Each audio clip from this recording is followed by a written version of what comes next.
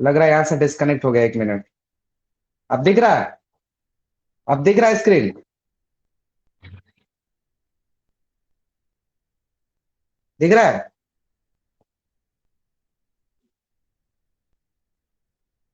दिख रहा है? दिख रहा है स्टूडेंट्स? एक सेकेंड।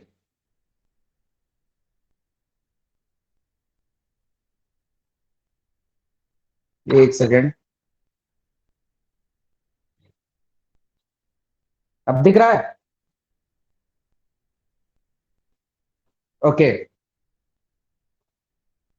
चलो ध्यान दोगे? हेलो। ओके। लिसन।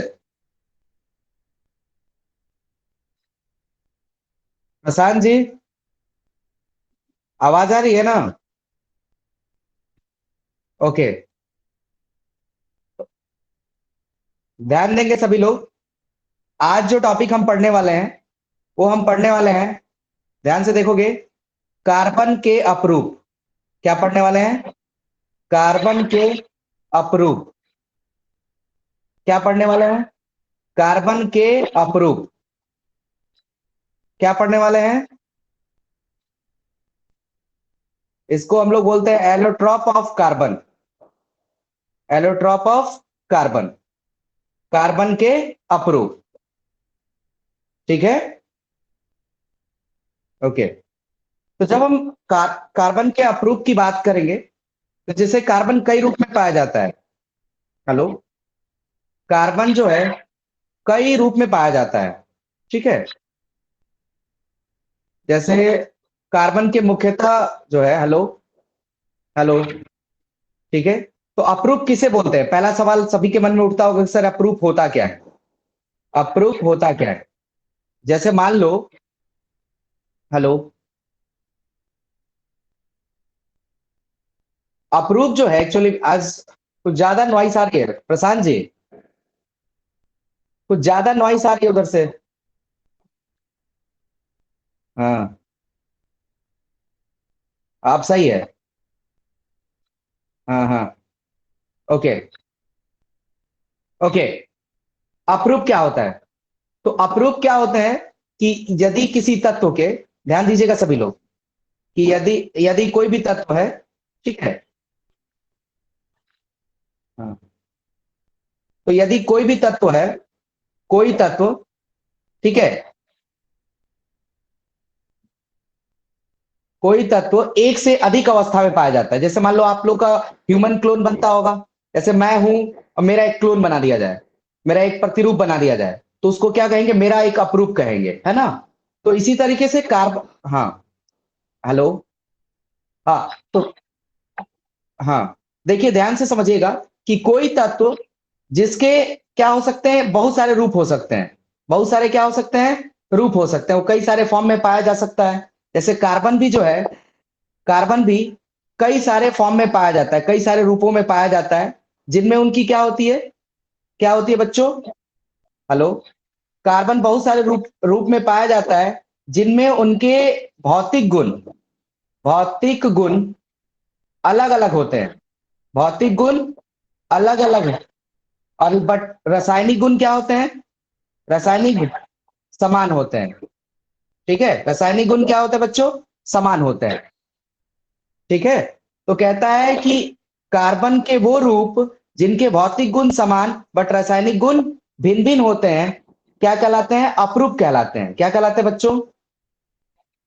अपरूप। मतलब इनकी जो फिजिकल प्रॉपर्टी होती है, इनके भौतिक गुण जो होते हैं अलग अलग होते हैं, बट रासायनिक गुण समान होते हैं, उन्हें हम क्या कहते हैं?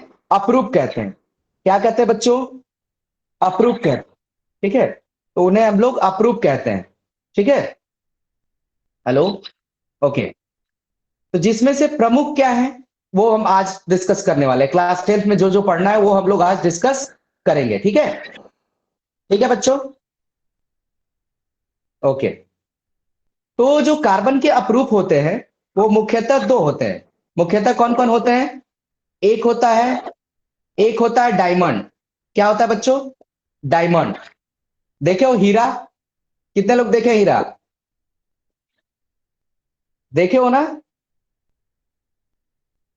आप आप सबको पता होगा कि ब्रिटेन की एक महारानी थी, एलिजाबेथ, जो भारत से एक हीरा था, कोहिनूर, भारत से लूट करके लेके चली गई थी। पता है आप लोग को?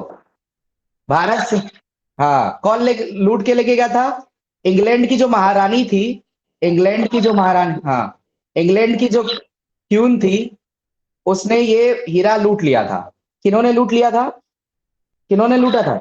हाँ, तो ये जो कोही हाँ तो ये जो हाँ, ये जो कोहिनूर हीरा है, ठीक है, ये कार्बन का ही एक अपरूप है। किसका अपरूप है बच्चों? कार्बन का अपरूप है। ठीक है, क्लियर? तो डायमंड क्या होता है? तो एक्चुअल में यदि हम बात करें डायमंड की, तो डायमंड जो है कार्बन का ही एक अपरूप है। कार्बन का क्या है बच्चों? अपरूप है। अपरूप किसको बोलते हैं? तो एक ही तत्व के वो रूप जिनके भौतिक गुण समान लेकिन रासायनिक गुण भिन्न भिन्न होते हैं। ठीक है, हेलो बच्चों। हाँ, भौतिक गुण भिन्न और रासायनिक गुण समान होते हैं। क्या क्या? भौतिक गुण, हाँ, अलग अलग, और रासायनिक गुण, रासायनिक रासायनिक गुण सेम होता है। रासायनिक गुण क्या होता है बच्चों? समान होते हैं। तो उन्हें हम लोग क्या कहते हैं बच्चों? अपरूप कहते हैं। ठीक है बच्चों, तो डायमंड भी एक अपरूप है, ठीक है, जिसमें एक कार्बन परमाणु, ध्यान से समझोगे, डायमंड भी एक अपरूप है जिसमें एक कार्बन परमाणु चार, ध्यान से देखोगे, एक कार्बन परमाणु चार कार्बन परमाणु से अटैच रहता है। एक कार्बन परमाणु कितने परमाणु से जुड़ा रहता है? चार कार्बन परमाणु से। कितने? हाँ, तो एक कार्बन परमाणु चार कार्बन परमाणुओं से जुड़ा रहता है। आप सबको पता है कार्बन की संयोजकता कितनी होती है? कार्बन कार्बन की संयोजकता कितनी होती है? चार। तो देखो, चार बॉन्ड है ना, मतलब कोई भी, हाँ, तो इसके पास कोई मुक्त इलेक्ट्रॉन नहीं होता। किसके पास कोई मुक्त इलेक्ट्रॉन नहीं होता? कार्बन के पास मुक्त इलेक्ट्रॉन नहीं पाए जाते। और इसीलिए विद्युत का क्या होता है बच्चों? डायमंड क्या होता है विद्युत का? बोलो, क्या होता है? क्या होता है बच्चों? कुचालक होता है। क्यों कुचालक होता है? यदि आपसे पूछूं कि डायमंड जो हीरा है वो विद्युत का कुचालक क्यों है, तो क्या बताओगे? क्योंकि इसके पास मुक्त इलेक्ट्रॉन नहीं पाए जाते। हाँ, तो मुक्त इलेक्ट्रॉन जब नहीं पाए जाएंगे, बोलोगे सर कैसे मुक्त इलेक्ट्रॉन नहीं पाए जाते? क्योंकि कार्बन की जो संरचना होती है वो नेटवर्क स्ट्रक्चर होता है। कैसा स्ट्रक्चर होता है बच्चों? नेटवर्क। जैसे अब ये कार्बन देख रहे हो, अब ये कार्बन अन्य चार से जुड़ा रहेगा, फिर ये कार्बन भी अन्य चार से जुड़ा रहेगा, ये कार्बन भी अन्य चार से जुड़ा रहेगा, ये कार्बन भी अन्य चार से जुड़ा रहेगा। तो हर कार्बन परमाणु और चार परमाणुओं से जुड़ा रहता है, जुड़ा रहता है। जैसे अभी मान लो ये भी चार से जुड़ा रहेगा, ये भी चार से जुड़ा रहेगा, ये भी चार से जुड़ा रहेगा। तो हर कार्बन परमाणु अन्य चार से जुड़ करके क्या बनाता है? एक नेटवर्क बना देता है। क्या बना देता है बच्चों? और कार्बन, हाँ, तो कार्बन के जो चार इलेक्ट्रॉन्स हैं, इन चार इलेक्ट्रॉन्स में से ध्यान दोगे, इन चार इलेक्ट्रॉन में से चारों के चारों खर्च हो गए, मतलब कोई फ्री इलेक्ट्रॉन नहीं बचा। और जब कोई फ्री इलेक्ट्रॉन नहीं है, कोई मुक्त इलेक्ट्रॉन नहीं है, तो वो विद्युत का क्या होगा? कुचालक होगा। समझ में आ रहा है? आ रहा है बच्चों? आ रहा है? ओके। तो डायमंड विद्युत का कुचालक होता है और कार्बन का एक अपरूप है जिसमें कार्बन का एक परमाणु अन्य चार परमाणुओं से जुड़ा रहता है। किससे जुड़ा रहता है? कार्बन का एक परमाणु चार अन्य कार्बन परमाणुओं से जुड़ा रहता है। क्लियर? और ये सभी कार्बन परमाणु अन्य चार से जुड़े रहते हैं, जिससे कि एक नेटवर्क का स्ट्रक्चर फॉर्म होता है। कैसा स्ट्रक्चर फॉर्म होता है बच्चों? नेटवर्क का। आ रहा है समझ में बच्चों? क्लियर है? ओके, ठीक है। अब यदि आपसे मैं पूछूं कि सर डायमंड का निरूपण कैसे करते हैं, तो डायमंड को भी सी से निरूपित करते हैं। किससे निरूपित करते हैं बच्चों? किससे निरूपित? अब बोलोगे सर सी से क्यों? तो सी से इसलिए क्योंकि डायमंड जो होता है कार्बन का एक अपरूप है, इसमें भी क्या पाया जाता है? कार्बन पाया जाता है। क्लियर है बच्चों? क्लियर है? ओके, इरेज कर दूं? इरेज कर दूं बच्चों? ओके, अब जरा देखो, ध्यान से समझना, कि ये जो डायमंड होता है, ध्यान से समझोगे सभी लोग, ये जो डायमंड होता है, इसमें एक कार्बन परमाणु कितने कार्बन परमाणु से जुड़ा हुआ है? 4। कितने कार्बन परमाणुओं से जुड़ा हुआ है? 4। क्लियर है? तो जब एक कार्बन परमाणु 4 से जुड़ा हुआ है, तो ये कार्बन और कार्बन के बीच, देखो, ये कार्बन देख रहा हो, ये कार्बन देख रहा हो, या ये कार्बन देख रहा हो, ये कार्बन देख रहा हो, ये कार्बन, ये कार्बन, तो कार्बन कार्बन परमाणु के बीच बंध लंबाई कितनी होती है? पता है आप लोग को? कार्बन कार्बन और कार्बन परमाणु के बीच बंध लंबाई होती है 154 पिकोमीटर। कितना पिकोमीटर? 154 पिकोमीटर। कितना पिकोमीटर? कितना पिकोमीटर? हाँ, हाँ, और हाँ, ठीक है। अब एक पिकोमीटर में, अब बोलोगे सर पिकोमीटर का मतलब क्या होता है? तो पिकोमीटर बहुत छोटी इकाई होती है। एक पिकोमीटर में 10 टू दी पावर -12 मीटर होते हैं। एक पिकोमीटर में कितने मीटर होते हैं बच्चों? 10 टू दी पावर -12 मीटर। कितने मीटर? 10 टू दी पावर -12 मीटर। याद रहेगा सबको? ओके। तो अभी चूंकि बहुत छोटी लंबाई होती है, इसीलिए हम इसको पिकोमीटर में मापते हैं। किस में मापते हैं बच्चों? और ये कौन सा लंबाई है? बंध लंबाई। कौन सी लंबाई बच्चों?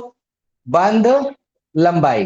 कौन सी लंबाई? बंध लंबाई, जिसको इंग्लिश में बोलते हैं बॉन्ड लेंथ। क्या बोलते हैं बच्चों? Bond length. याद रहेगा? याद रहेगा? हेलो? आगे बढ़े बच्चों? ठीक, नोट कर चुके इसको? ओके। अब यदि हम बात करें डायमंड की प्रॉपर्टीज की, क्या बात करने वाले हैं? Properties of diamond. डायमंड दिखता कैसा है, क्या होता है उसकी प्रॉपर्टी, ये सारा कुछ हम लोग अब डिस्कस करेंगे कि डायमंड के गुण कौन कौन से, हीरे के गुण कौन कौन से हैं। क्या बात करने वाले हैं? गुण। किसके गुणधर्म? हीरे के। ठीक है बच्चों? हाँ। सबसे पहले, हीरा किसी ने देखा है? पिक्चर में देखे होगे जरूर हीरा। देखे हो ना? ठीक है। हीरा क्या होता है बच्चों? पारदर्शी होता है। कैसा होता है बच्चों? पारदर्शी होता है। कैसा होता है बच्चों? पारदर्शी। हाँ, जिसको बोलते हैं इंग्लिश में ट्रांसपेरेंट। क्या बोलते हैं बच्चों? ट्रांसपेरेंट। पारदर्शी होता है। ठीक है। इसके साथ साथ हीरा कैसा दिखता है? रंगहीन होता है। कैसा होता है बच्चों? रंगहीन, इसका कोई रंग। और ये क्या होता है, कौन सी अवस्था में पाया जाता है? ठोस अवस्था में। कौन सी अवस्था में? ठोस अवस्था में। आ रहा है समझ में? ठीक। और इसका अपवर्तनांक कितना होता है बच्चों? अपवर्तनांक, इसका अपवर्तनांक होता है, काफी चमकीला होता है, और इसका अपवर्तनांक होता है, जानते हो कितना? ठीक है, 2.45। ठीक है, डायोप्टर। कितना डायोप्टर बच्चों? हाँ। ठीक है, इसका अपवर्तनांक, हाँ, तो 2.45 हो जाता है। कितना हो जाता है बच्चों? 2.45। ठीक है, अपवर्तनांक। अपवर्तनांक जो होता है, हेलो, जब उसकी, हाँ, डायोप्टर एक्चुअल में उसकी क्षमता बताता है। क्या बताता है बच्चों? क्षमता। ठीक है, क्या बताता है बच्चों? क्षमता को। ठीक है, तो इसका अपवर्तनांक कितना होता है? 2.45। आप फिजिक्स में पढ़ोगे, भौतिक विज्ञान में आपको पढ़ाया जाएगा अपवर्तनांक। पढ़े होगे आप लोग? पढ़े हो ना? आप लोगों ने फिजिक्स में पढ़ा होगा स्नेल का नियम। पढ़े हो ना? तो वहां पे आप लोग को अपवर्तनांक पढ़ाया गया होगा, पढ़ाया गया होगा। Okay, clear. आगे बढ़े अगले पॉइंट की तरफ। बढ़े बच्चों? हेलो?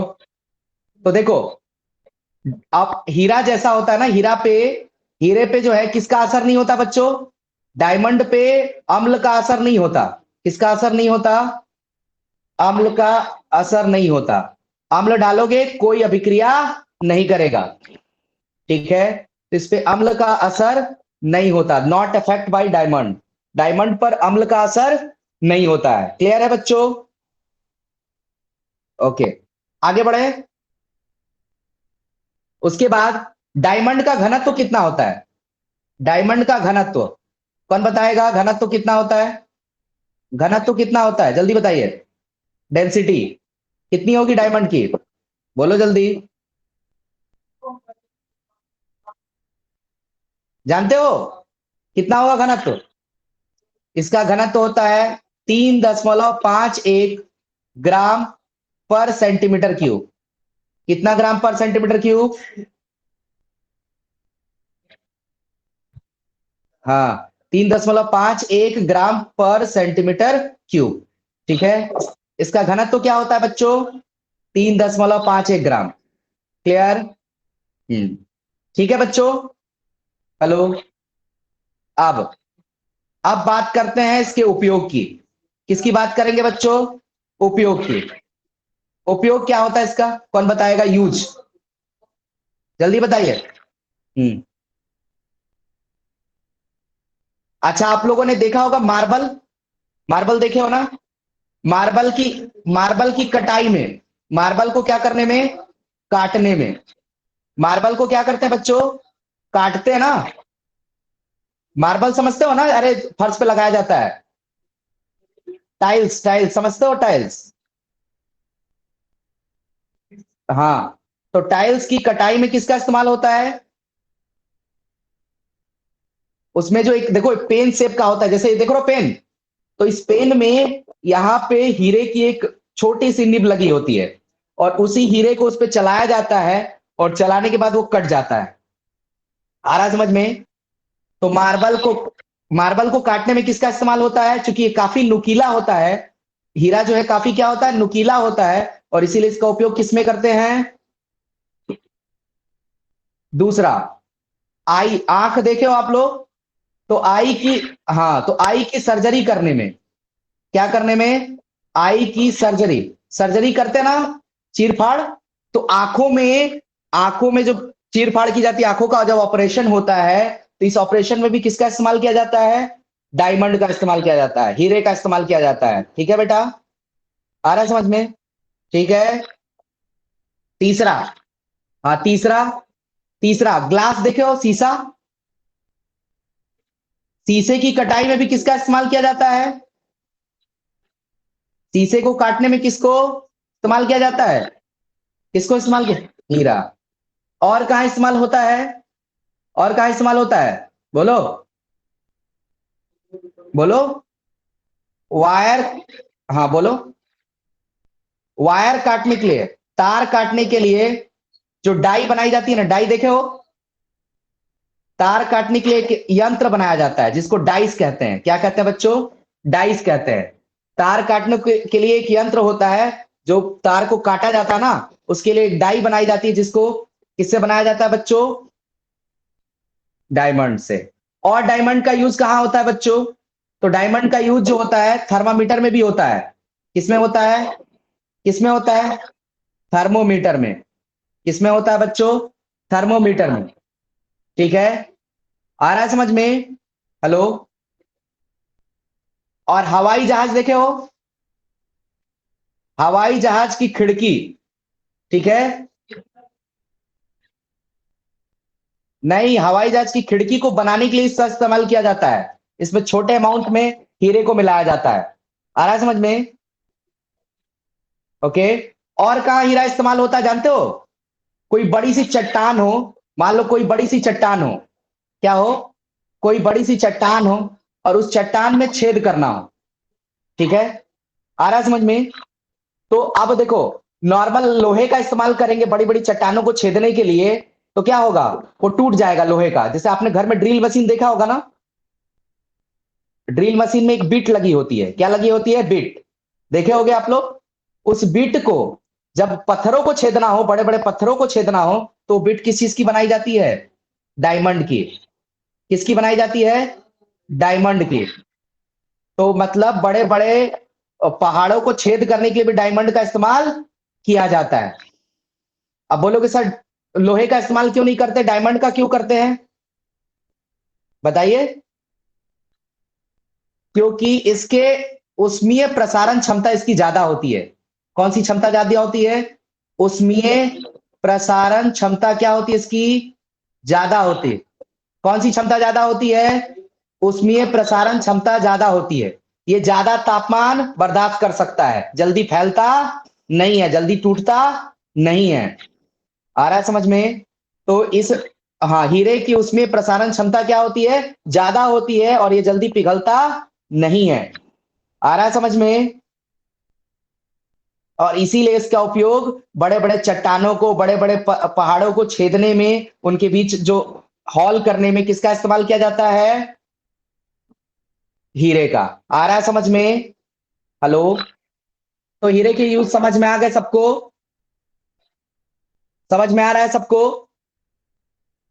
अब हीरे के बारे में कुछ रोचक तथ्य बताओ बच्चों आप लोगों को। ओके। भारत में एक हीरा था, कोहिनूर। क्या हीरा था बच्चा? कोहिनूर। जिसको कौन लूट करके ले गया था?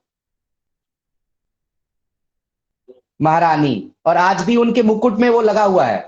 किसके मुकुट में लगा हुआ है? वो जान हाँ, वो जानते हो अभी कितने कितने कैरेट का है अभी? अभी वो कितने कैरेट का है? 100 105 कैरेट का है। अभी जो कोहिनूर हीरा है, जो महारानी के डायमंड में लगा हुआ है, वो कितने कैरेट का है? 105 कैरेट का। कितने कैरेट का? 105 कैरेट। हाँ, ठीक है। और एक कैरेट में देखो 2 पॉइंट समथिंग 4 ग्राम होता है, ठीक है। और ये टोटल अभी 105 कैरेट मतलब कितना ग्राम बच्चों? 21.68 ग्राम का है। वो जो महारानी के मुकुट में हीरा लगा हुआ है, कोहिनूर हीरा, अभी कितने ग्राम का है? कितने ग्राम का है? हाँ। लेकिन जब वो भारत से ले गए थे सब ना, जब वो भारत से ले गए थे, तो उस समय जानते हो कितने कैरेट का था? 181 कैरेट का। जब भारत से ले गई थी महारानी लूट करके, तो उस समय हीरा 181 कैरेट का था। और इस समय अब कितने कैरेट का हो गया है? 105 कैरेट का। आ रहा है समझ में? ठीक है। घिसाई होती है ना उसकी, उसको साफ किया जाता है तरह तरह से, उससे इसका वजन क्या हो गया? धीरे धीरे कम होता गया है। आ रहा है समझ में? ठीक है। क्लियर है? अरे रानी नहीं, उसकी पुश्ते अलग अलग जो जनरेशन है उनके पास वो ट्रांसफर होता रहता है ना? है?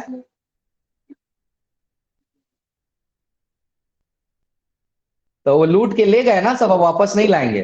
ठीक है। हाँ ठीक, ओके। ठीक है बच्चों, पहला समझ में आ गया। डायमंड के बारे में और कुछ पूछना है? पहला अलर्ट, पहला अप्रूव क्लियर हो गया बच्चों? क्लियर हो गया? अब दूसरा देखें, ग्रेफाइट। देखा जाए बच्चों? ओके। अब हम लोग पढ़ेंगे ग्रेफाइट। पेंसिल यूज करते हो ना सब लोग? पेंसिल की जो रॉड होती है, पेंसिल में एक रॉड लगी होती है ब्लैक रंग की, देखे हो आप लोग सब लोग? देखे? वो पेंसिल की रॉड किस चीज की बनी होती है? किस चीज की बनी होती है? ग्रे, ग्रेफाइट की। ठीक है, उसमें एक पेंसिल का एक छड़ लगा होता है, जिसको ग्रेफाइट की छड़ कहते हैं। और आजकल ये मिलता भी है आप लोगों को। लिड वाली जो पेंसिल होती है, उस पेंसिल में लगा होता है कि नहीं लगा होता है?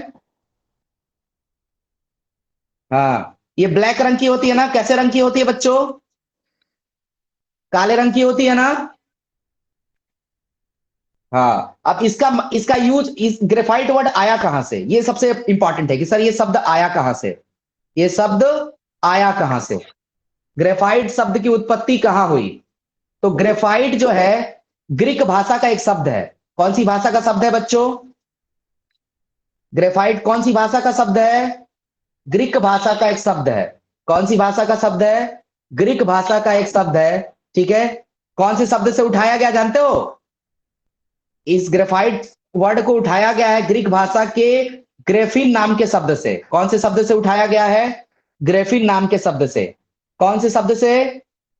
ग्रे ग्रेफिन नाम के शब्द से उठाया गया है, जिसका अर्थ होता है, जिसका अर्थ होता है लिखना। क्या होता है जिसका अर्थ? लिखना। क्या होता है बच्चों अर्थ?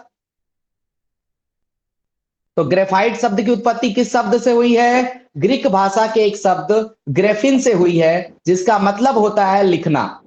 क्या होता है? लिखना, राइट करना। आ रहा है समझ में? आ रहा है बच्चों? ठीक है। क्लियर है? यहां तक कोई दिक्कत? हेलो? और हाँ, और इसी इसका इस्तेमाल कहाँ करते हैं? कहाँ इस्तेमाल करते हैं बच्चों? पेंसिल की रॉड बनाने में। करते हैं कि नहीं करते हैं? अभी और यूजेज बताएंगे, पहले इसका स्ट्रक्चर देख लिया जाए। देख लिया जाए बच्चों। हाँ, तो जो ग्रेफाइट की संरचना होती है, ग्रेफाइट की जो संरचना होती है वो कैसी होती है? तो ग्रेफाइट की जो संरचना होती है जिसमें एक कार्बन परमाणु, ध्यान से समझना, एक कार्बन परमाणु अन्य कितने कार्बन परमाणु से जुड़ा रहता है? 3। ग्रेफाइट में एक कार्बन परमाणु कितने परमाणु से जुड़ा रहता है? 3। 3। समझ में आ रहा है? और कार्बन के संयोजी इलेक्ट्रॉन कितने होते हैं, जल्दी बताओ? 4। संयोजी इलेक्ट्रॉन 4, लेकिन खर्च कितने हुए? खर्च कितने हुए? तो बच गया नेक्स्ट इलेक्ट्रॉन। कितना इलेक्ट्रॉन बचा? और यही मुक्त इलेक्ट्रॉन उपस्थित होता है ग्रेफाइट में, और इसीलिए ग्रेफाइट विद्युत का क्या है? विद्युत का क्या है? सुचालक है। अब बोलोगे सर विद्युत का सुचालक क्यों है ग्रेफाइट, डायमंड क्यों नहीं, जबकि दोनों कार्बन से बने हैं? दोनों कार्बन से बने हैं ना? तो बताओगे कि सर डायमंड में एक कार्बन परमाणु 4 परमाणुओं से जुड़ा रहता है, मतलब उसमें कोई फ्री इलेक्ट्रॉन नहीं पाया जाता।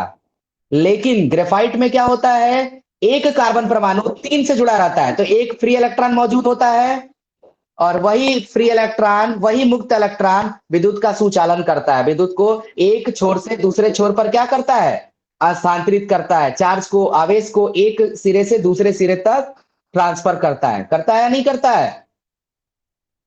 तो एक क्वेश्चन आप लोग का तैयार हो गया कि डायमंड विद्युत का कुचालक है और ग्रेफाइट विद्युत का सुचालक है। क्यों?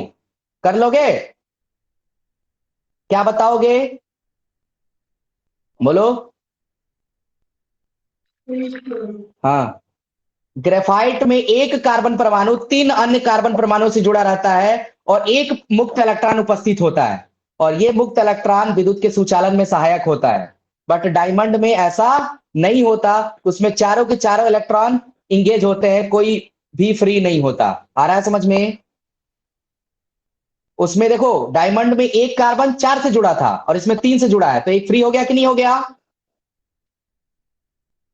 हाँ, समझ में आया? ओके। अब देखो, अब सभी लोग ध्यान से देखना। हेलो।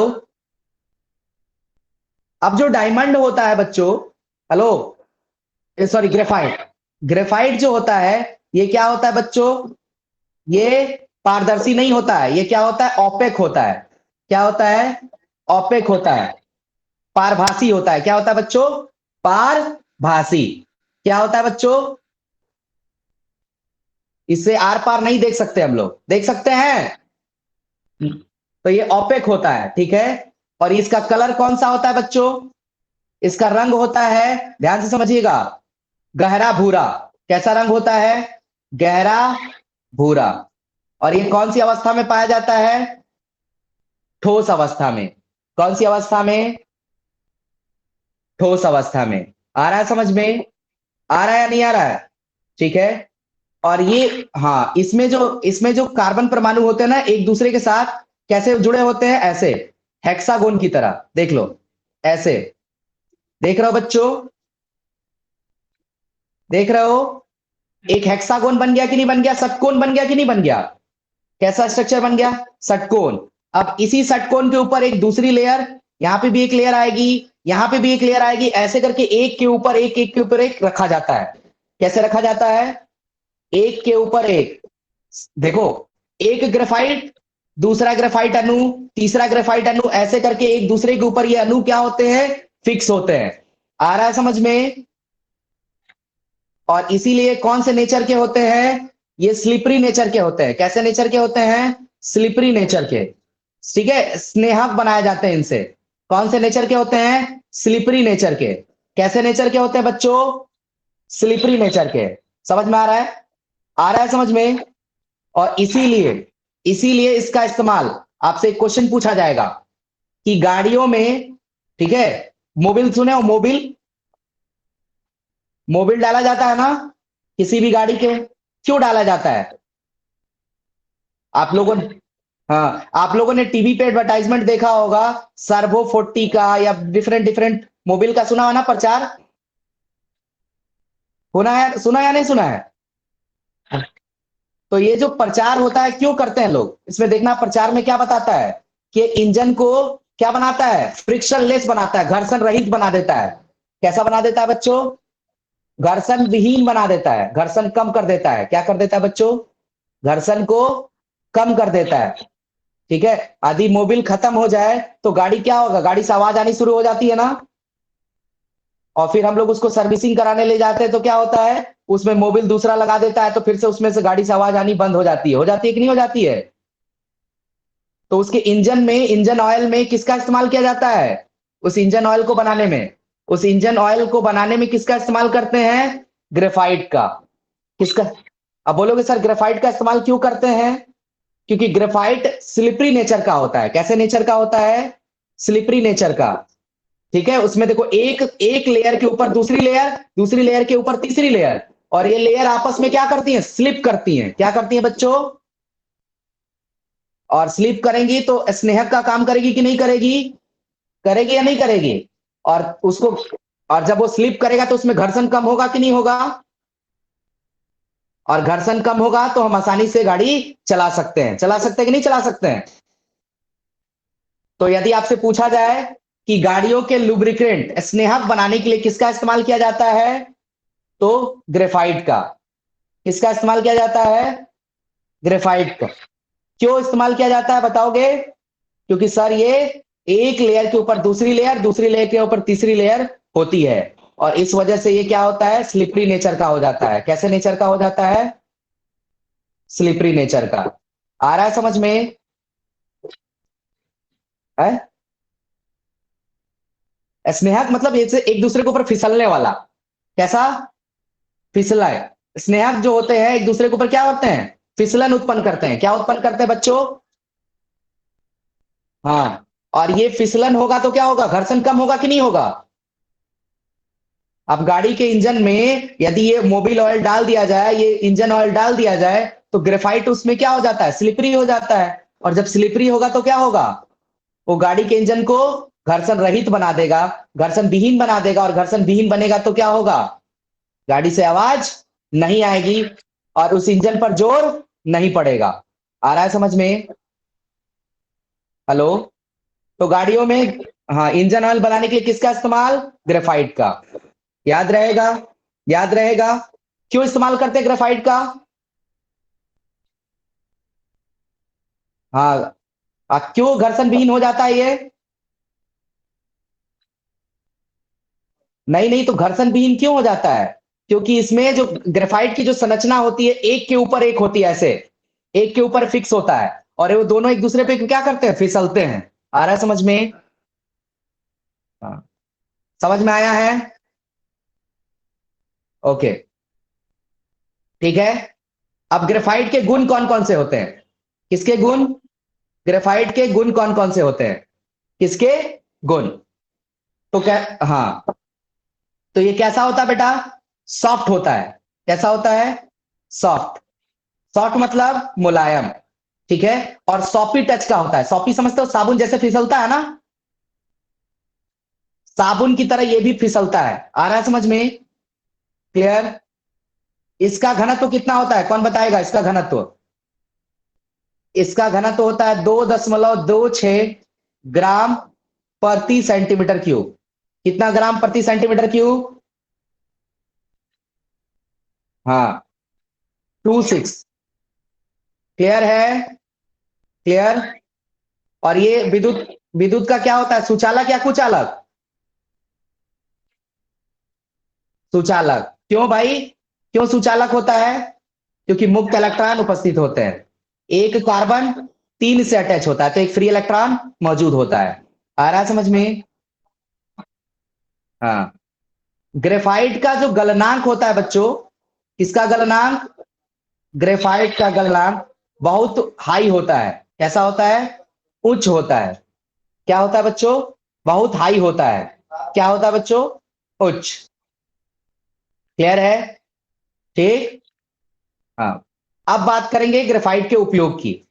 किसकी बात करेंगे? उपयोग की। हाँ, ठीक है। आप लोग देखे होगे बैटरी, देखे हो बैटरी, पेंसिल बैटरी देखे हो, देखे होगे बैटरी। अरे रेडियो में, टॉर्च में जो बैटरी लगती है, देखे हो ना। तो बैटरी को बनाने में किसका इस्तेमाल किया जाता है? हाँ बैटरी के, हाँ बैटरी के इलेक्ट्रोड देखना, उसमें कार्बन की एक छड़ होती है बीच में। देखना ऊपर कैप लगा होता है और यहीं से एक कार्बन की छड़ होती है ना। और बाहर से लिक्विड भरा होता है, ऐसा होता है कि नहीं होता बैटरी। तो ये जो छड़ होती है ना, किसी बैटरी को तोड़ के देखना, यहाँ पे ब्लैक रंग की एक छड़ दिखेगी, दिखेगी कि नहीं दिखेगी? दिखेगी ना। तो ये जो कार्बन, ये जो छड़ होती है किस चीज की होती है बच्चों? ग्रेफाइट की। और इसी छड़ को हम लोग क्या बोलते हैं? इलेक्ट्रोड कहते हैं। क्या कहते हैं बच्चों? याद रहेगी? समझ में आया है? हाँ तो बैटरी के इलेक्ट्रोड बनाने में किसका इस्तेमाल होता है? ग्रेफाइट का। किसका इस्तेमाल होता है बच्चों? किस, ग्रेफाइट का। किसका इस्तेमाल होता है? ग्रेफाइट का। दूसरा यूज कौन बताएगा? कोई बताओ। किसका? पेंसिल की रॉड बनाने में, ठीक है चलो, पेंसिल में इस्तेमाल होता है। चलो अगला पॉइंट, तीसरा पॉइंट कौन बताएगा? तीसरा, पेंसिल हो गया। पेंसिल में इस्तेमाल होता है, और कहां इस्तेमाल होता है? बोलो। और कहां? कृत्रिम, देख लो, कृत्रिम डायमंड बनाने के लिए। कौन सा डायमंड बनाने के लिए? अब डायमंड तो धरती पे पाया जाता है ना, ठीक है, उसको तो निकाला जाता है ना। लेकिन कृत्रिम तरीके से भी आजकल डायमंड बनाया जा सकता है, ठीक है। और कृत्रिम डायमंड बनाने के लिए किसका इस्तेमाल होता है? हीरे का, सॉरी ग्रेफाइट का। कृत्रिम डायमंड बनाने के लिए ग्रेफाइट का इस्तेमाल होता है। और कहां इस्तेमाल होता है बच्चों? और कहां? बोलो। जितने नाभिकीय अभिक्रियाएं होती हैं, कहां? नाभिकीय जितने संयंत्र होते हैं, जहां भी न्यूक्लियर फैक्ट्री होती हैं, ठीक है, वहां पे भी इसका इस्तेमाल किया जाता है। जैसे जो न्यूक्लियर पावर प्लांट होता है ना, नाभिकीय पावर प्लांट, जहां एटम को तोड़ करके बिजली बनाई जाती है, ठीक है, वहां पे भी किसका इस्तेमाल किया जाता है? ग्रेफाइट का इस्तेमाल। किसका इस्तेमाल होता है? ग्रेफाइट का। आ रहा है समझ में? याद रहेगा सबको? याद रहेगा? चलिए, बहुत बढ़िया। अब एक छोटा सा क्वेश्चन डिस्कस कर ले बच्चों, जो पेपर में आ सकता है आप लोग का। तो लिखो, दो क्वेश्चन है। एक साइड हमने लिख दिया डायमंड, हीरा, और दूसरे साइड ग्रेफाइट। इन दोनों में अंतर आता है पेपर में लिखने के लिए, आता है ना, कि डायमंड और ग्रेफाइट में अंतर स्पष्ट करें, आता है। तो ये क्वेश्चन बहुत इंपॉर्टेंट है, ठीक। तो पहला देख लेते हैं।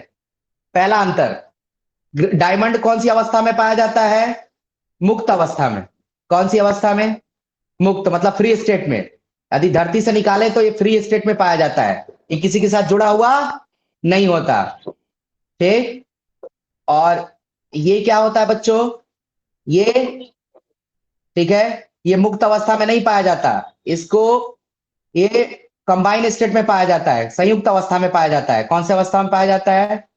संयुक्त अवस्था में पाया जाता है। और इसको कृत्रिम तरीके से भी बनाया जा सकता है। कौन से तरीके से? कृत्रिम तरीके से भी बनाया जा सकता है, ठीक है बच्चों। बना, समझ गए? क्लियर है? चलिए अगला पॉइंट। ये कैसा होता है बेटा? कठोर होता है ना, हीरा कठोर होता है ना। ये क्या होता है बच्चों? मुलायम होता है, सॉपी होता है ना, सॉप की तरफ फिसलता है ना। हाँ चलिए, इसका इसका घनत्व कितना होता है बच्चों? इसका घनत्व 3.5। कितना होता है? 3.5। और इसका घनत्व, इसका घनत्व, हाँ, तो इसका घनत्व लगभग कितना होता है? 2.3 के लगभग। लगभग 2.3 के लगभग होता है। ठीक है बच्चों, चौथा पॉइंट देखते हैं। ठीक है, इसका अपवर्तनांक कितना होता है, जल्दी बताओ, कितना? 2.45। और इसका कितना होता है, बोलो जल्दी, कितना होता है? हाँ ठीक है। अरे ये चमकीला होता ही नहीं है ग्रेफाइट, तो अपवर्तनांक कैसे होगा, नहीं ना होगा। ठीक है, बहुत कम हो जाता है। क्या हो जाता है बच्चों, बहुत कम हो जाता है। दिख रहा है? ओके, इरेज हो गया आई थिंक, चले कोई बात नहीं। ठीक है, उसके बाद पांचवा पॉइंट क्या आता है डायमंड में, पांचवा पॉइंट क्या आएगा, डायमंड जो होता है विद्युत का क्या होता है, कुचालक। ये क्या होता है, सुचालक। क्लियर है, क्लियर, आ रहा है समझ में? ठीक, हाँ ये पारदर्शी होता है और ये पारभासी होता है, क्लियर कर लोगे?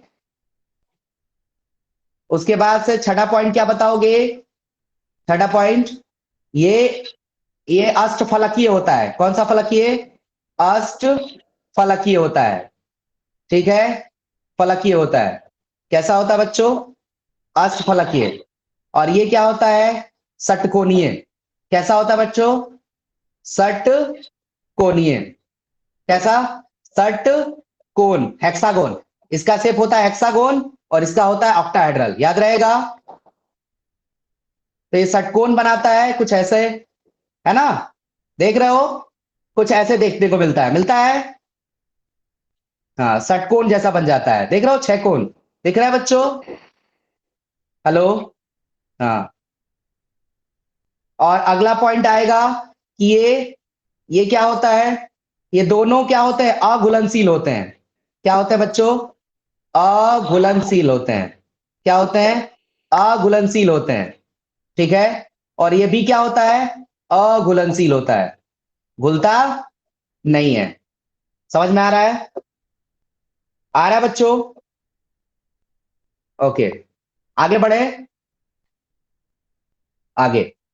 इसके बाद एक और अपरूप आता है जिसका नाम है फुलरिन्स। क्या है नाम बच्चों, फुलेरिन्स। क्या नाम है बच्चों, फुलेरिन्स। फुलेरिन्स, फुटबॉल देखे हो आप लोग, तो इस फुलेरिन्स का स्ट्रक्चर भी कैसा होता है, फुटबॉल के जैसा। कैसा स्ट्रक्चर होता है, फुटबॉल के। ठीक है, आ रहा है समझ में? अब जैसे फुटबॉल में देखे हो ना, फुटबॉल देखे हो, कितने लोग देखे हो फुटबॉल, देखे हो फुटबॉल कैसा दिखता है बेटा? अच्छा, गोल दिखता है, उस गोल फुटबॉल में क्या क्या, किस तरह की गोटियां होती है, दो रंग की होती है क्रमशः,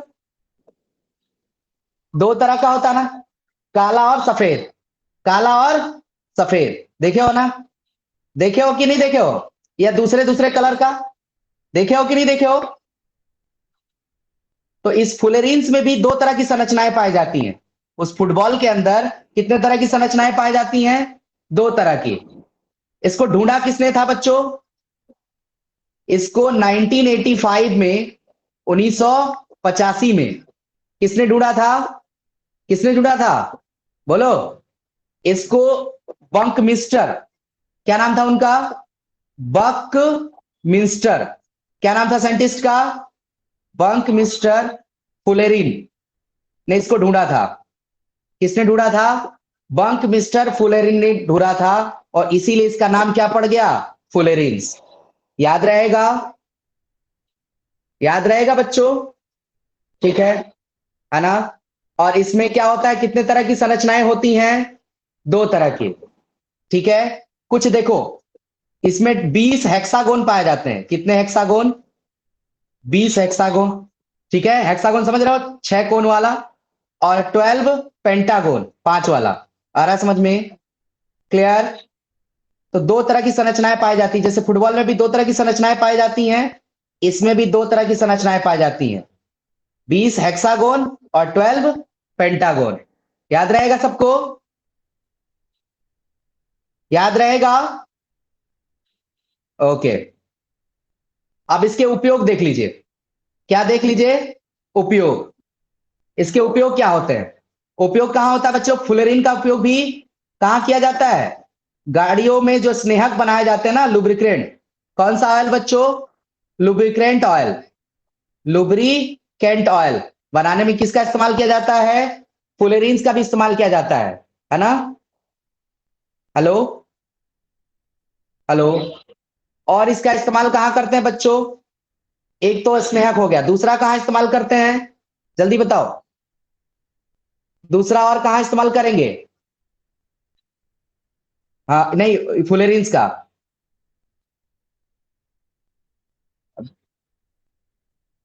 ये विद्युत का सुचालक होता है। विद्युत का क्या होता है बच्चों? विद्युत का क्या होता है बच्चों? विद्युत का सुचालक होता है। और विद्युत का जब सुचालक होगा तो क्या होगा? इसका उपयोग विद्युत के चालन में किया जा सकता है। किया जा सकता है कि नहीं किया जा सकता है? अरे सुचालक होगा तो विद्युत धारा को प्रवाहित करने के लिए इसका उपयोग किया जाएगा कि नहीं किया जाएगा? हाँ। तो ये दो यूजेज है, इसके बाद इस पे अभी और भी रिसर्च चल रहे हैं। ठीक है, ठीक है बच्चों। हाँ, क्लियर है। अच्छा, इसके अलावा भी एक अप्रूप होता है जिसको कोल कहते हैं। क्या कहते हैं बच्चों? कोयला देखे हो? कोयला देखे हो बच्चों? कोयला कौन सा फ्यूल है? जीवाश्म ईंधन है ना? कौन सा ईंधन है? जीवाश्म ईंधन है। हाँ, जीवाश्म ईंधन है। अब बोलोगे सर ये जीवाश्म का मतलब क्या होता है? बोलो। हाँ, तो देखो बहुत साल पहले, ठीक है, लकड़ी, प्लांट और एनिमल, प्लांट समझते हो? पौधे, पेड़ पौधे, है ना? और एनिमल, जानवर, ठीक है, प्लांट और एनिमल, पौधे और जानवर, ठीक है बच्चों। हेलो, बहुत साल पहले ये प्लांट और एनिमल जो है, ठीक है, धरती के भीतर क्या हो गए थे? दब गए थे। और दबने के बाद इनका क्या शुरू हो गया? अपघटन शुरू हो गया। क्या शुरू हो गया बच्चों? अपघटन, डिकम्पोजिशन शुरू हो गया। और ये टूटते टूटते टूटते टूटते इन्हीं अवशेषों से, ठीक है, किसका निर्माण हुआ बच्चों? कोल का। हाँ, तो ये जीव का अंश है कि नहीं है? जीव कौन कौन होते हैं? प्लांट और एनिमल। अरे प्लांट और एनिमल इन्हीं दोनों में लाइफ होती है ना? तो इन्हीं के अवशेष से कौन बनता है? इन्हीं के अवशेष से कौन बनता है? हाँ, कोयला, पेट्रोलियम, ये सब इन्हीं के अवशेष से बने हैं, है ना? ठीक है, तो जीवाश्म ईंधन वैसे ईंधन होते हैं जो प्रायः पौधे एवं जानवरों के अवशेष से बने होते हैं। इनको क्या, कौन सा ईंधन कहते हैं बच्चों? हाँ, तो इनका जब हाई टेम्परेचर, उच्च तापमान और उच्च दाब पर क्या होता है? अपघटन होता है। और इस अपघटन के फलस्वरूप किसका निर्माण होता है? कोल, कोल, पेट्रोलियम जैसे जीवाश्म ईंधनों का निर्माण होता है। होता है बच्चों? क्लियर है? क्लियर है? क्लियर है बच्चों? अब कोयला भी हाँ, कोयला भी धरती के अंदर बहुत रूपों में पाया जाता है। कोयला भी क्या, बहुत रूपों में पाया जाता है। कितने रूप में पाया जाता है? तो देखो लकड़ी, हाँ, उड दब गया तो पहले बनेगा पिट कोयला। कौन सा कोयला? पिट। और फिर पिट से कौन सा कोयला बनेगा? लिग्नाइट। कौन सा? लिग्नाइट कोल, जिसको, जिसका रंग कौन सा कलर का होता है? जिसको ब्राउन कोल भी कहते हैं, ब्राउन कोयला भी कहते हैं। क्लियर? क्लियर है बच्चों? क्लियर? हेलो, ये, हाँ, हाँ, पिट, लिग्नाइट, और उसके बाद बनता है बिटुमिन्स। क्या बनता है बच्चों? बिटुमिन्स कोयला। कौन सा कोयला बच्चों? बिटुमिन्स कोयला। हिंदी में भी वही है, बिटुमिन्स ही है, ठीक है, बिटुमिन्स कोयला, जिसको हम लोग यूज करते हैं घर पे, जो हम लोग इस्तेमाल करते हैं, कौन सा कोयला है? बिटुमिन्स। याद रहेगा? याद रहेगा बच्चों? और इसको, हाँ, ये और ज्यादा अच्छे से बन जाएगा तो क्या बन जाएगा? एंथ्रासाइट। एंथ्रासाइट कोयला। कौन सा कोयला बच्चों? एंथ्रासाइट। एंथ्रासाइट कोयला। और ये सबसे प्योर प्योर होता है। कोयले का सबसे प्योर फॉर्म कौन होता है? सबसे अच्छा कोयला कौन सा है? सबसे अच्छा कोयला कौन सा? एंथ्रासाइट। याद रहेगा बच्चों? याद रहेगा? तो इनके अवशेष से क्या बना? पिट कोयला, फिर पुट कोयला और ज्यादा अपघटित हो गया तो लिग्नाइट, लिग्नाइट से बिटुमिन्स, और बिटुमिन से एंथ्रासाइट। याद रहेगा? हाँ, और सबसे प्यूरेस्ट कोयला कौन सा है? सबसे शुद्ध कोयला कौन सा है? एंथ्रासाइट। एंथ्रासाइट। याद रहेगा बच्चों? याद रहेगा? क्लियर? हम लोग कौन सा कोयला इस्तेमाल करते हैं? बिटुमिन्स। कौन सा कोयला इस्तेमाल करते हैं घर पे? बिटुमिन्स। आ रहा है समझ में? और ये कैसे रंग का होता है घर पे इस्तेमाल करते हैं तो? ब्लैक कलर का होता है। ठीक है। और ये हार्ड होता है ना? कैसा होता है बच्चों? हार्ड होता है। ठीक है। याद रहेगा? याद रहेगा बच्चों? हाँ, और इस कैसे जलता है बच्चों? धुएं के साथ जलता है ना? कैसे जलता है बच्चों? धुएं के साथ, स्मोकी फ्लेम होती है। कौन सा फ्लेम होता है? स्मोकी का मतलब धुआं, धुएं के साथ जलता है। फ्लेम मतलब वो जो आग होती है, वो कैसे जलती है? धुएं के साथ। याद रहेगा? और जो एंथ्रासाइड कोयला होता है सर, यदि पूछा जाए कि एंथ्रासाइड कोयला कितना परसेंट प्योर होता है तो क्या बताओगे? कितने प्रतिशत प्योर होता है एंथ्रासाइड कोयला? तो उसमें कितना कार्बन पाया जाता है? कितने परसेंट कार्बन पाए जाते हैं एंथ्रासाइड कोयला में? 94 से 95%। कितना? 94 से 95% कार्बन पाया जाता है। कितना परसेंट कार्बन? कार्बन पाया जाता है। ठीक है। ठीक है। और आगे पढ़ना है? क्यों? हेलो? अच्छा अच्छा। हाँ, ठीक, समझ में आ रहा है चीजें? सिले, सिलेबस समझ में आ रहा ना अब? ठीक है। चलिए। ठीक है प्रशांत जी।